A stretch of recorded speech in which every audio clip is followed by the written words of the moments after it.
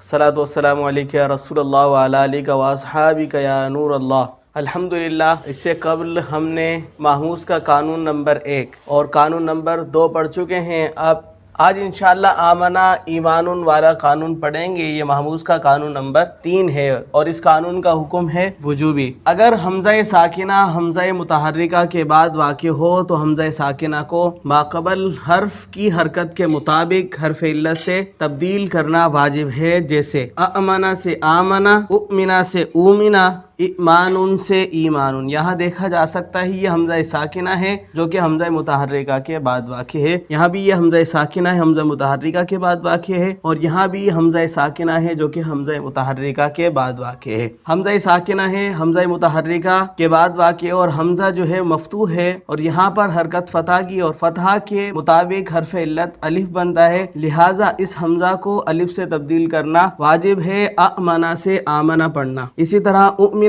حمزہ ساکنہ ہے اور ماقبل حرف حمزہ ہے اور حمزہ کی حرکت ضمہ ہے اور ضمہ کے موافق حرف علت واو بنتا ہے، لہٰذا اس حمزہ کو واو سے تبدیل کرنا واجب ہے، تو اؤمنا سے اومنا ہو گیا۔ اسی طرح ایمان حمزہ ساکنہ ہے جو کہ حمزہ متحرکہ کے بعد واقع ہے، یہاں پر حمزہ کی حرکت کسرہ ہے اور کسرہ کے موافق حرف علت یا ہے، لہٰذا اس حمزہ کو یا سے تبدیل کرنا واجب ہے، تو ایمان سے ایمان پڑھنا واجب ہے۔